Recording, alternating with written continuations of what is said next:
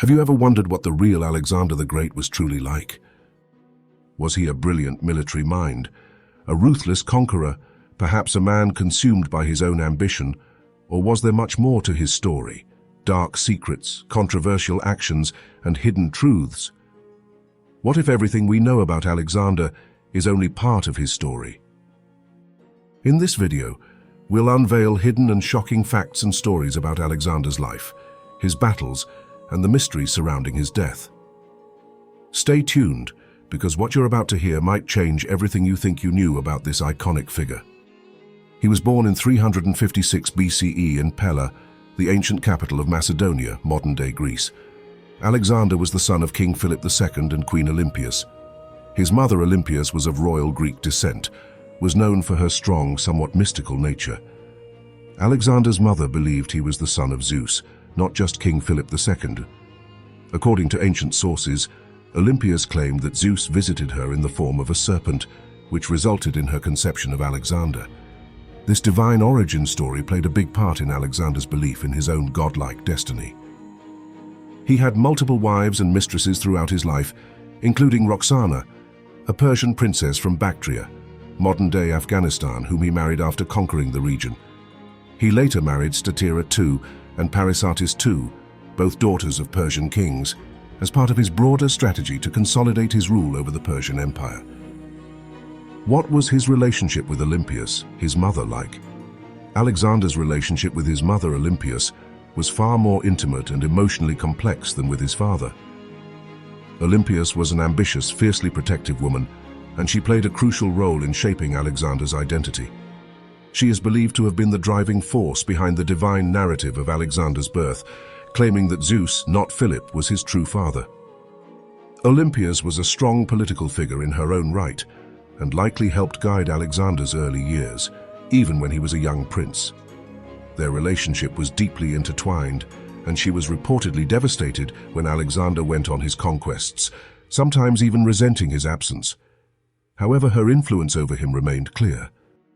Alexander identified as Macedonian, though he was also greatly influenced by Greek culture, and often considered himself a Greek.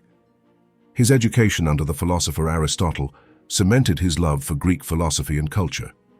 He was a deeply religious man. He believed in the Greek gods and regularly invoked them in his military campaigns. Alexander's early years were marked by rigorous physical training and intellectual pursuits, guided by Aristotle. He learned philosophy, literature, and science, and loved to engage in discussions about ethics and the nature of life. At just 12 years old, Alexander tamed a wild horse named Bucephalus, who would later become his beloved companion in battle. Before becoming king, Alexander didn't just sit in the royal court. He served as a military commander during his father's campaigns and was instrumental in key military victories. At the age of 18, he successfully led a campaign against the Thracians and was left in charge of Macedon while his father campaigned in Asia. After securing his power in Macedonia, Alexander led a campaign against the Persian Empire, the largest empire the world had ever seen. Despite their outward bond, Alexander's relationship with his father, King Philip II, was complicated. After Philip married a new wife, Alexander and his mother, Olympias, were reportedly outraged, and Alexander may have felt displaced. This tension reached a boiling point when Alexander and his mother were briefly exiled after Philip's new marriage, but they quickly returned to court when King Philip died. Despite the tension, Alexander respected his father's military accomplishments and adopted many of his father's strategies. In 336 BCE, Alexander became king after the assassination of his father. Philip's death left Alexander with both a legacy to uphold and a kingdom to secure, a challenge he rose to meet. He quickly consolidated his power, crushing potential rebellions in Macedonia and Greece before setting his sights on Persia. Two more of his famous campaigns. The first, Battle of Granicus, 334 BCE, Alexander's first major victory in his Persian campaign. The second, Siege of Tyre, 332 BCE, a miraculous siege that saw Alexander build a causeway to the island city of Tyre, an engineering marvel. Alexander's military tactics were unparalleled, but his brutality often shocked even his own troops. After the Battle of Issus, he executed hundreds of prisoners and sold thousands into slavery. He was both feared and admired. He had an intense, almost tyrannical control over his army. Yet he inspired unwavering loyalty in his men, often fighting alongside them in the thick of battle. His ability to unite diverse peoples under one banner was remarkable, and his policies helped integrate his vast empire through the spread of Greek culture. However, his reign was not without controversy. His treatment of conquered cities, his tendency to see conspiracies everywhere, and his erratic behavior led to tensions with some of his own generals. Let's discuss Alexander's belief in fate and destiny. During his campaigns, Alexander often acted as if he were fated to accomplish great things. He frequently sought signs from the gods, consulted oracles, and even claimed that he could interpret omens.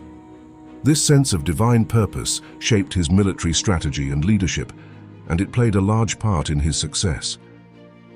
Before embarking on his campaign against Persia, Alexander consulted the Oracle of Delphi for guidance. The oracle supposedly warned him that he would either destroy a great empire or be destroyed. Undeterred, Alexander interpreted the prophecy as a sign that he would conquer the Persian Empire, which he did. While Alexander is often remembered for his ruthless conquest, he also demonstrated unexpected mercy. After conquering the Persian city of Persepolis, instead of plundering it, he spared it and offered peace to its citizens.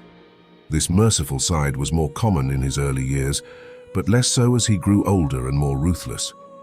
On the other hand, Alexander destroyed Thebes in 335 BCE, killing 6,000 people and selling 30,000 survivors into slavery. He then spared the city of Athens, partly because they had shown support for him after his father's death. Have you ever heard about the Gordian Knot legend?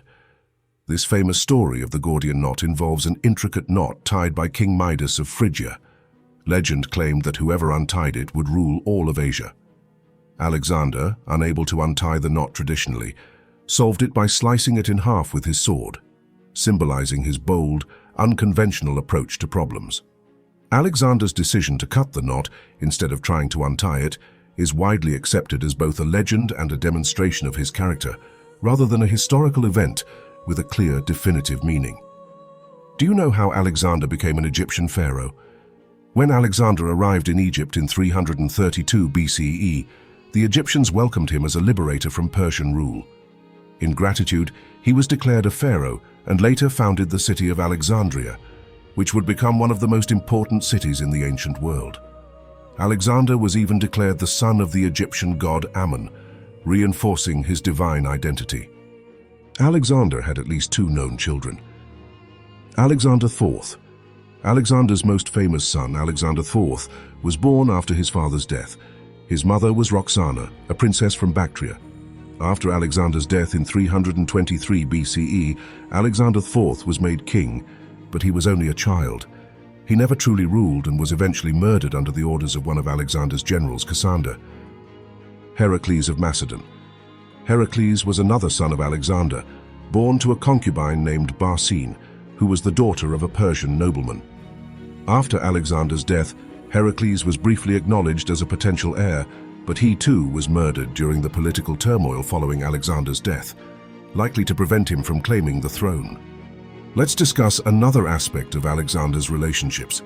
It was not unusual for men in this period to have relationships with both men and women, and these relationships often reflected political, social, or military alliances rather than purely sexual or romantic attraction as we might understand it today. It was also socially acceptable for them to have male lovers.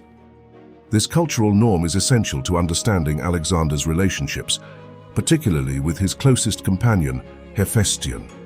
Hephaestion was more than just Alexander's right-hand man. He was his confidant, his partner in battle, and possibly his lover.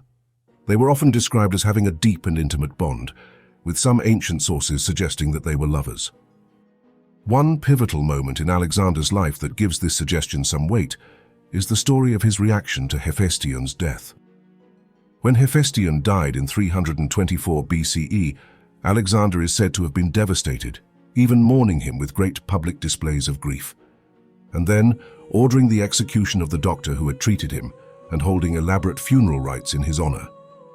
In addition to Hephaestion, There are other pieces of evidence that suggest Alexander's intimate relationship with men.